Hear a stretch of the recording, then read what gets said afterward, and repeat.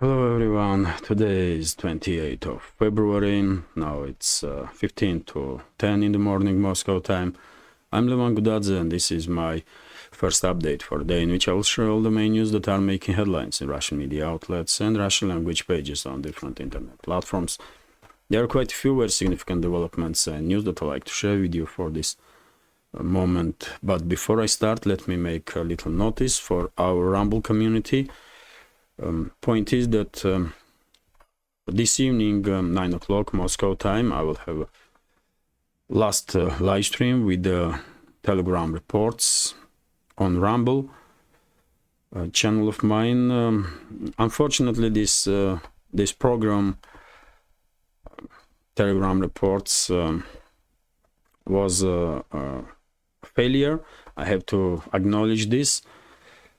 And therefore, I don't really have any other option but to cut it off. It is what it is. I like the idea of Telegram reports, but it didn't work out as I was hoping. So, well.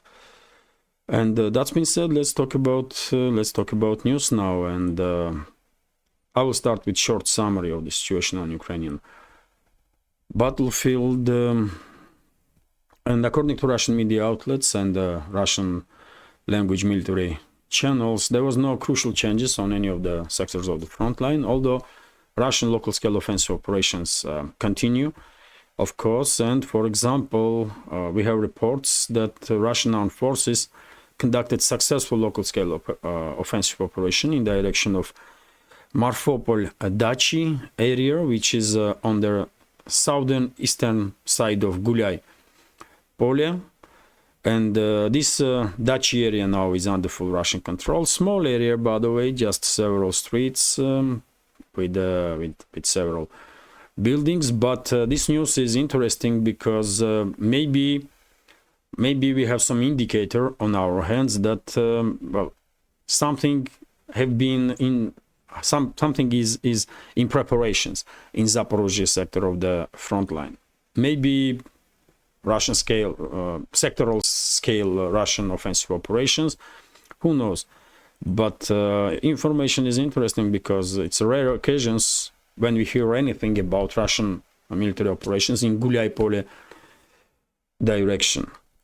Also, of course, main hotspots are still on Donetsk sector of the front line. To be more precise, in Avdiivka sector, Russian forces are continuing offensive operations in direction of Orlovka settlement on the west side of Avdiivka, and also in direction of Berdichi settlement, which is right next to Stepove or Petrovska. And this village is located on the northern western side of Avdiivka, and same time Russian armed forces continuing their offensive operations in direction of Krasnaya, this village which is right next to Bakhmut basically. And according to latest news, Russian armed forces managed to establish their foothold inside this village, but at least for now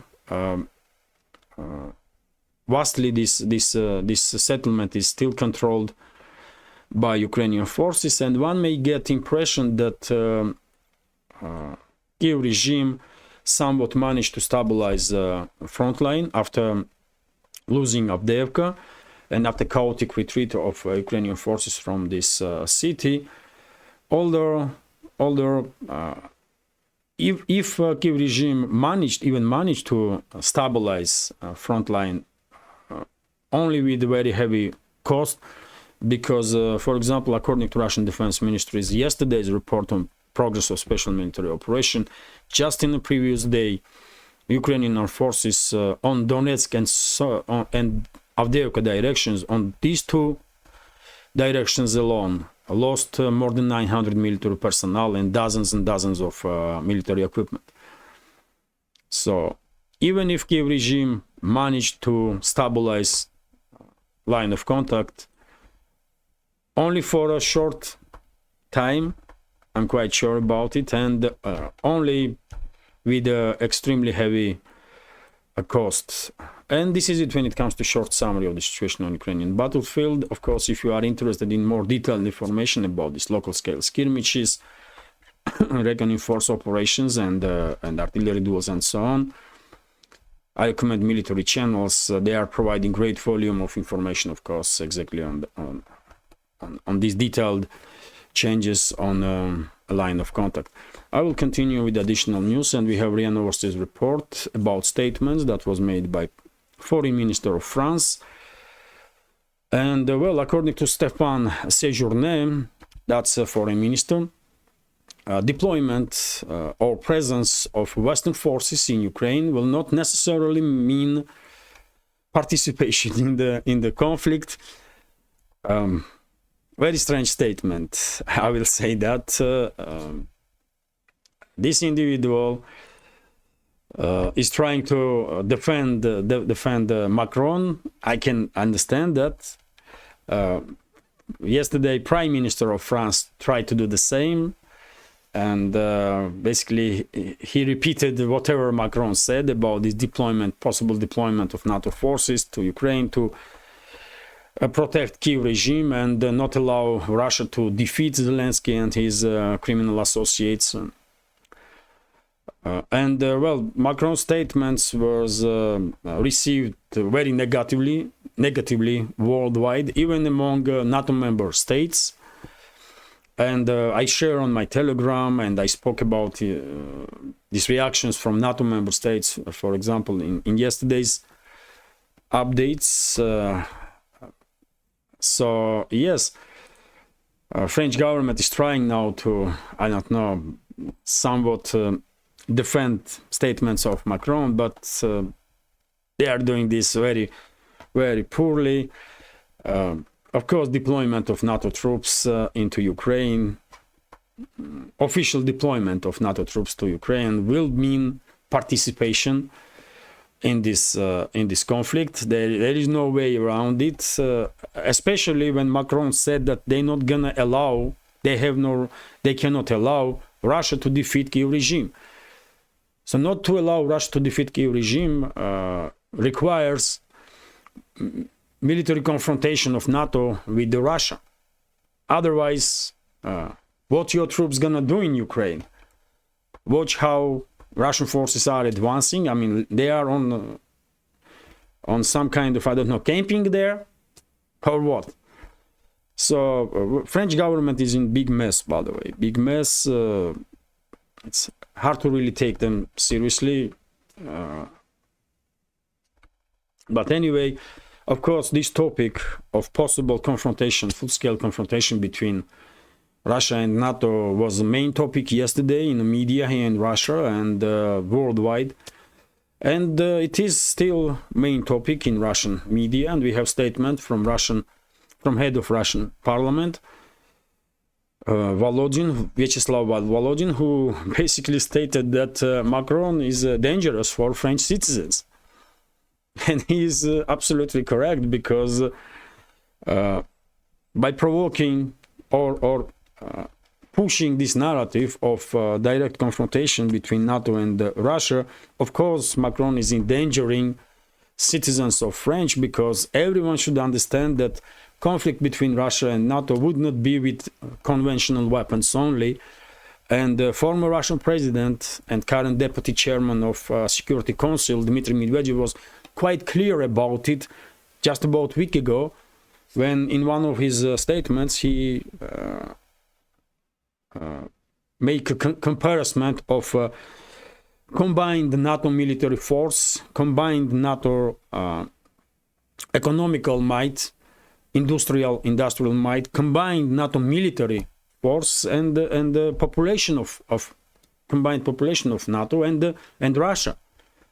And of course, I mean, it's obvious that Russia alone cannot defend itself just with the conventional weapons against NATO, which has like 32 countries, isn't it, as full members, and as members, and additional dozen of countries as client states.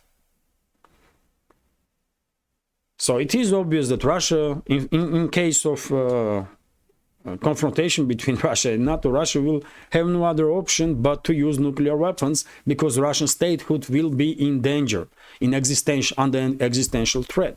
And the Russian military doctrine is very clear in this matter.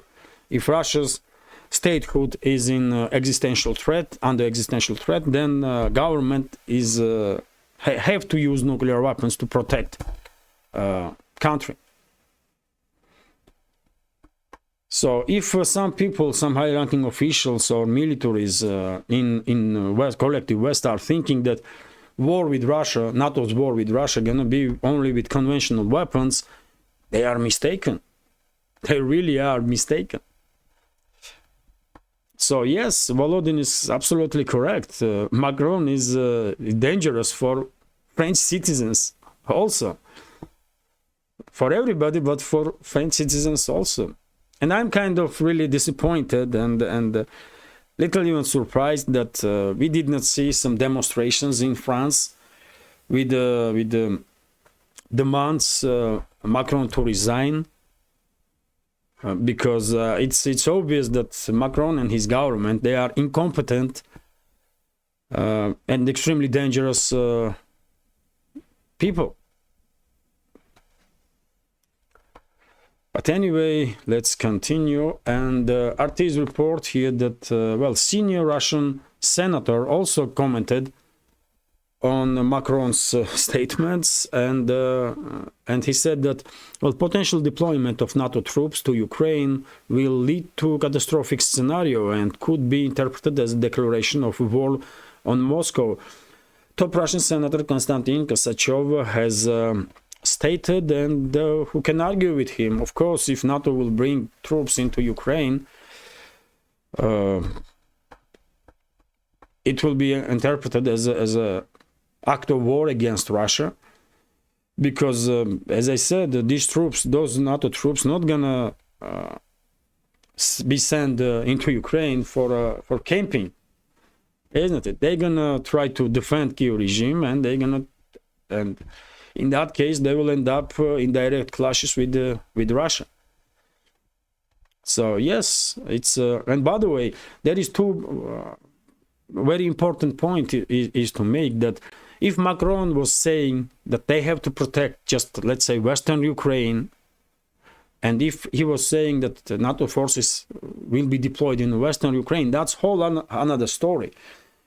And I'm quite sure one day there will be NATO forces in Western Ukraine. I have no doubts about it. But issue is that Macron said that he meant NATO cannot allow Russia to defeat Kyiv regime.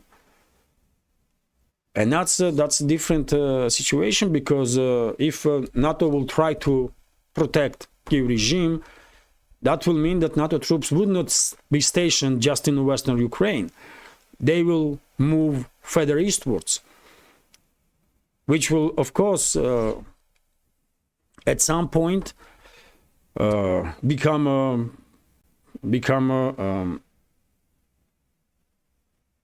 which will mean direct clashes between Russian and NATO forces. That's what it will mean.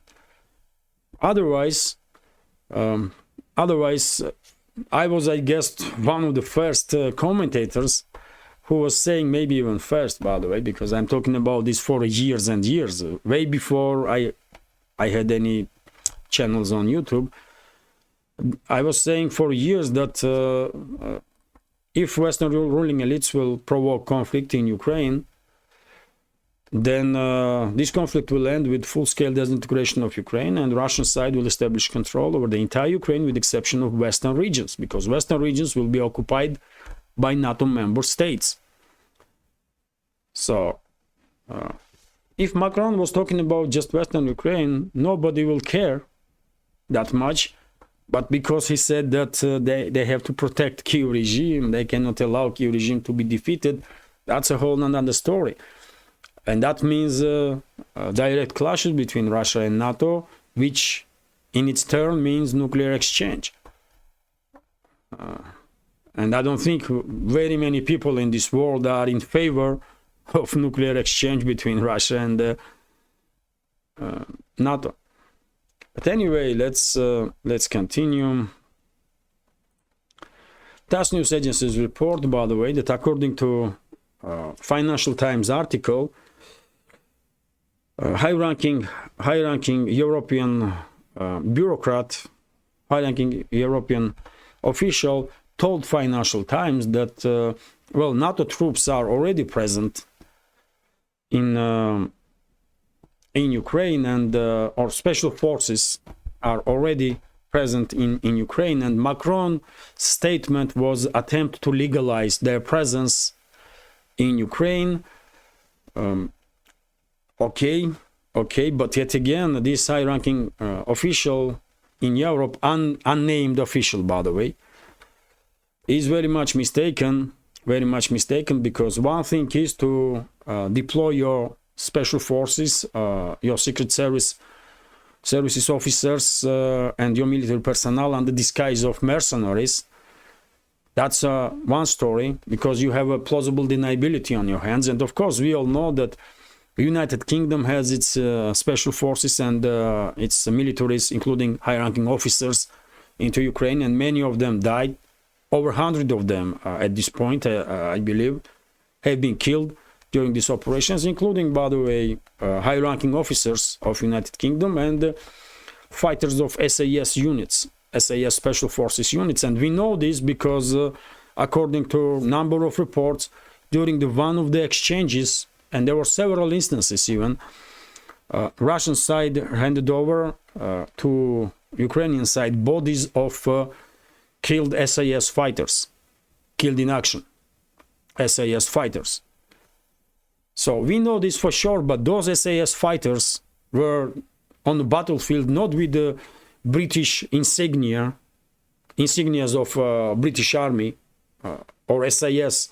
No, they were disguised as a mercenaries. They were deployed as a mercenaries. And same goes for British officers that are in charge of this drone operations, basically, and missile strikes of Kiev regime in the Black Sea and towards Crimea. So we know British military is in Ukraine. Many of them have been killed as a result of hostilities between the sides. But yet again, London has plausible deniability in its hands, and I don't think London wants it otherwise. Because in that case, Russia will interpret official presence of British troops in Ukraine as an act of war, when those troops will do anything against Russian forces. And same goes for French troops, by the way. We all know that just recently, several weeks ago, French special forces, big unit of French special forces were neutralized in Kharkov, I believe, during one of the Russian missile strikes. Some 70 French fighters from special forces were killed, and some 20 to 30 others wounded. But yet again, those special forces, that unit was deployed as a mercenary unit. It was not official. They did not have insignia of French army or French military or whatever, from whatever state institution those special forces were. Maybe there were special forces of secret services of France. I don't know. There are rumors that there were French special forces of French Foreign Legion. Most likely that was the case. But on the battlefield, they were presented as mercenaries. And therefore, Paris had a plausible deniability in this hand, in their hands, and Russia could not say that France declared war on Russia or actions of French militaries are act of war. Exactly because of this plausible deniability. And that's why I'm saying, and of course, Poland has its military personnel in Ukraine, and over 1,000 Polish soldiers and officers have been killed, according to some reports. And by the way, that's why I'm saying that this high-ranking official, whoever he is or she is, among EU bureaucracy is very much mistaken. very much mistaken, because when you legalize your troops, when NATO legalize presence of their NATO troops in Ukraine, will be the day when basically a war will be declared on Russia by NATO. At least that's how things will see Moscow, and reaction will be accordingly. And of course there are US special forces in Ukraine, US officers. We all know this, but US also has plausible deniability, because these people are deployed as mercenaries, not as representatives of Pentagon. It's a huge difference there in terms of legality. TASS news agencies report that, well, according to Bild, German media outlets article, there are a number of countries in NATO, in the West, collective West, that are basically considering, together with France, deployment of the troops into Ukraine. And you guess which countries we are talking about. According to Bild, by the way, this is France, of course, United Kingdom, not surprised, Poland, also no surprises there, and Baltic states. Most Russophobe, most extreme Russophobes in entire EU or NATO. Baltic states, man, they are phenomenon, man. Probably they are born with hatred towards everybody, especially towards Russia and Russians, by the way. But whatever the case, well, we have, at least for now, official statements from Poland and the United Kingdom that they are not considering or have no plans to deploy their troops into Ukraine to combat Russia. I don't know about Baltic states. I did not see any statements from them, but I don't really care about Baltic states that much, really. And when it comes to France, I don't know, man. Macron and his government clearly are extremists, and at this point, probably none of us will be surprised if they will really, if Macron will really send officially French troops into Ukraine to combat Russia. And yet again, by the way, it's a big difference between deployment of troops, NATO troops in the Western Ukraine. I expect that to happen, because I'm sure Western Ukraine will become under NATO control once this conflict will end in Ukraine, and the rest of the Ukraine will become under Russian control. But so therefore, if France, UK, Germany, or whoever will deploy its troops, Poland, into Western Ukraine, okay, we may avoid direct conflict between Russia and NATO in that case. But if those troops will be sent eastwards then to protect Kyiv regime and therefore to fight Russia, that's a whole another story that will definitely provoke full-scale confrontation between Russia and NATO, and eventually nuclear exchange, which will mean end of everything. But anyway, let's continue, and we have statement here that US, by the way, has no plans, according to Associated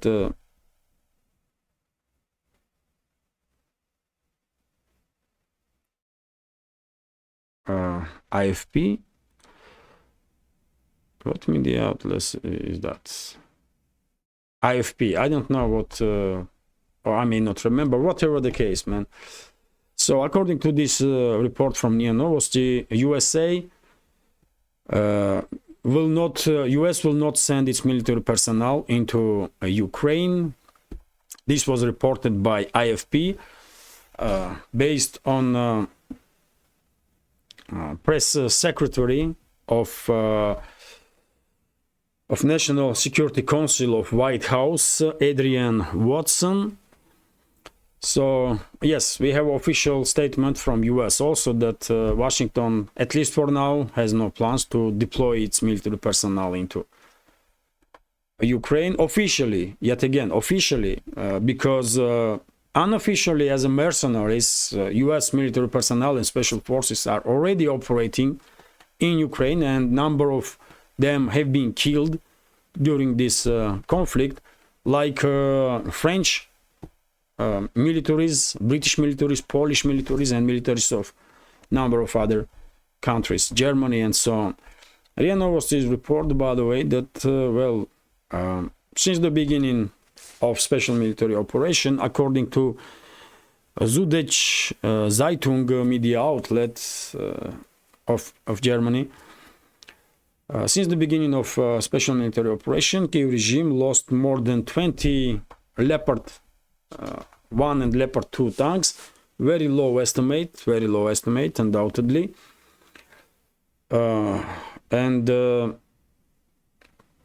According to this media outlet, overall Ukraine received some 230 Leopard 1 and Leopard 2 tanks, 38 of them from Germany, and more than 20 already have been destroyed. I don't know about 230 Leopards that were delivered to Kiev regime. Maybe this number is exaggerated. But when it comes to destroyed Leopard tanks, just in during this so-called counteroffensive in Rabotin area, by the way, Kiev regime lost up to 10 Leopard 2s just in Rabotin area. And there are so many other instances when Leopard 2s were destroyed. I don't even count Leopard 1s, man. The Leopard 1s are not even cannot be really taken seriously as a armored vehicle. Even infantry fighting vehicle can pierce into armor of Leopard 1. It's absolutely obsolete tank on the battlefield, and only can be used more or less effectively as a kind of artillery system to fire from long range.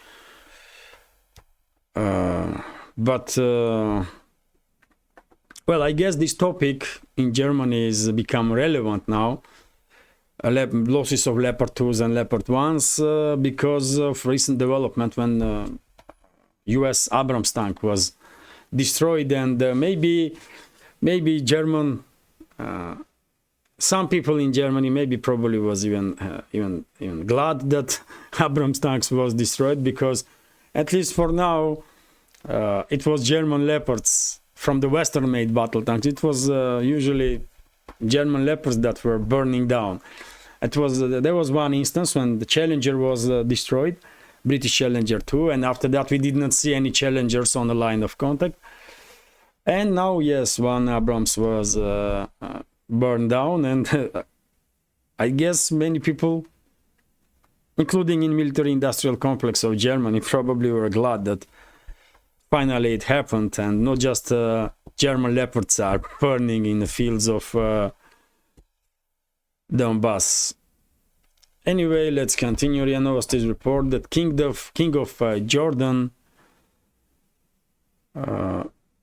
in person participated in a delivery of humanitarian aid into Gaza Strip.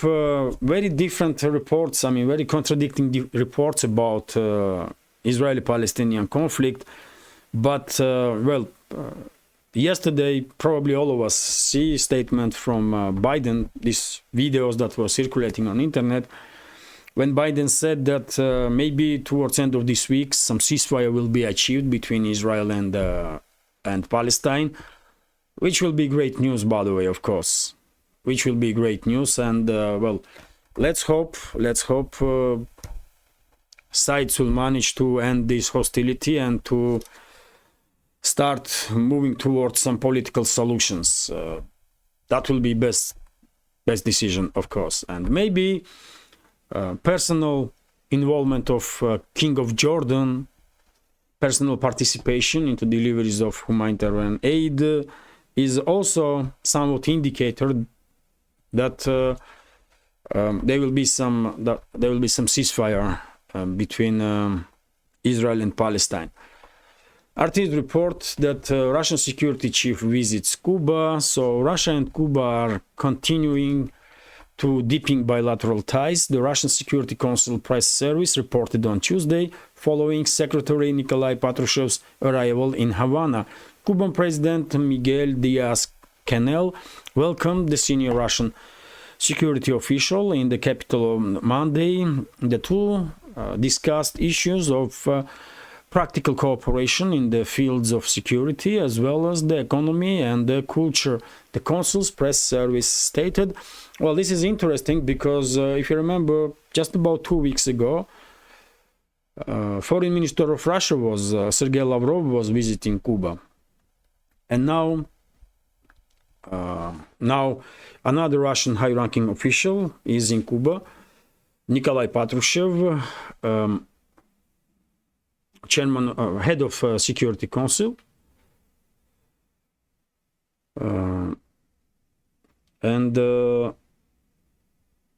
well, this is head of Security Council is Putin. Patrushev is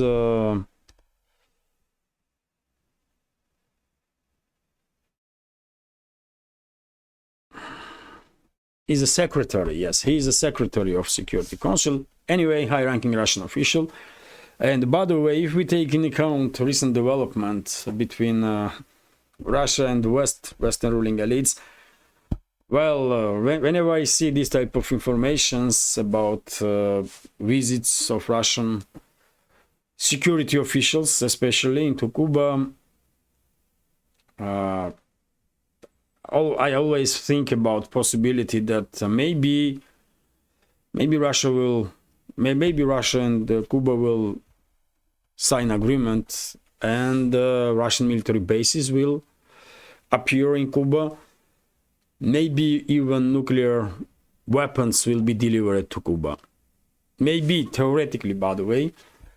But if you take in account level of deterioration of relationships with between Russia and US, it will definitely wouldn't surprise me if Moscow and Havana will achieve agreement about many topics, including about opening Russian military bases in Cuba and deploying Russian nukes, tactical nukes into Cuba. And we might see second episode of Caribbean crisis then. Who knows? Who knows? Nothing is impossible at this point. RTs report that EU tells citizens to further reduce gas consumption. Wow, quite interesting. Europeans must maintain the reduced natural gas consumption levels imposed in the wake of sanctions targeting Russia's energy sector, according to draft proposal from the European Council published on Tuesday. Well, good luck with that. How I'm gonna comment this? Europe is experiencing energy crisis. Prices are going up, at least for customers, and as a result of high energy costs, the industrialization is taking place of Germany, first of all, major economy in Europe, and some other countries also. And all this was brought on EU member states by their own elites, their own so-called elites, so only them to be blamed. Also, RTs report that Ukrainian imports costing EU farmers billions, and we have some numbers, by the way, here. So EU's agricultural sector lost 19 billion euros, which is 20.6 billion US dollars, in 2022 and 2023 as a result of liberalization of trade with Ukraine. European Agricultural Commissioner Janusz Wojciechowski announced on Monday. So, well, now we clearly can see that European farmers have plenty of reason to be mad at Brussels, at their own governments, because this 19 billion euro was taken from the pockets of EU farmers, and it's a huge number, especially for small farms that cannot sustain high level of losses. And we all see all around Europe these protests from farmers, and I was very clear from the beginning. I support them 100%. They have every right to protect themselves, their businesses, their livelihood, 100%. RTs report that Russia to restrict gasoline exports, according to RBK news agency's report. So Russia will suspend gasoline exports for 6 months starting in March to ensure sufficient supply for domestic market during high demand season, RBK Daily reported on Tuesday, and this is big deal, by the way. According to government source familiar with the matter, Russian Prime Minister Mikhail Mishustin has approved the measure which will came into force on March 1st, and this is undoubtedly big deal because of course Russia is one of the major exporters of oil products, including gasoline, and not surprisingly, EU member states are one of the major buyers. They used to be one of the major buyers before sanction wars, and they are still one of the major buyers of Russian gasoline, although they are now buying Russian oil products through the third and sometimes fourth hands, and are paying much more. But in this case, there will be no Russian gasoline on the market for at least next 6 months to buy, even from third or fourth party. And it will definitely influence prices on the gasoline in Europe and on prices of basically everything. So important news. One should get prepared that prices will rise a little bit more this time because of this decision of Russia, which is dictated by self-interests, and of course Russian government first of all have to think about Russia and Russia's interests, obviously. RIA Novosti's report that Russian Central Bank is not ruling out possibility that in the second half of this year, you know what, I'm gonna translate this inter sentence. So most members of board of directors of Bank of Russia expects that the conditions for reducing the key rate will develop in the second half of the year, but some participants do not rule out an earlier easing of monetary policy, according to Central Bank's summary of the discussion of the key rate following the meeting on February 16. And right now, by the way, this key rate is on 16% point, which is very high, of course, very high. And let's hope economy will be in a better shape in the next in the second half of this year, and Russian Central Bank will drop this key rate at least. I don't know what, anything higher than like 5%, 5-7% is too high, really. But if Central Bank will start dropping these key rates from 16 to, let's say, 13, 12, that will be big step forward. Good stuff. Let's see. But yet again, anything higher than even 2-3% is too high, but 5% or 7%, okay, still high, but manageable. 16% is really high for Russia, by the way. I don't know about other countries, but for Russia it's quite high, really. RTs report that Russian companies embark on a massive expansion to friendly countries. And well, just a few numbers, by the way. Russian businesses have opened nearly 12,000 branches in Serbia, United Arab Emirates, Armenia, and Kyrgyzstan since the 2022. The news outlet Izvestia reported on Monday, citing industry data. Okay, quite interesting news. 12,000 branches in friendly nations. That's a quite expansion of Russian businesses, isn't it? And this is just in these 4 countries. So if you combine all the Russian investments in all the other countries, then well, number will probably reach, I don't know, 20-30,000, which once again can be seen as an indicator that overall Russian economy is doing more or less okay, and it's true, by the way. Russian economy is doing surprisingly good if we take in account all that 18 or 19,000 sanctions that was imposed on Russia.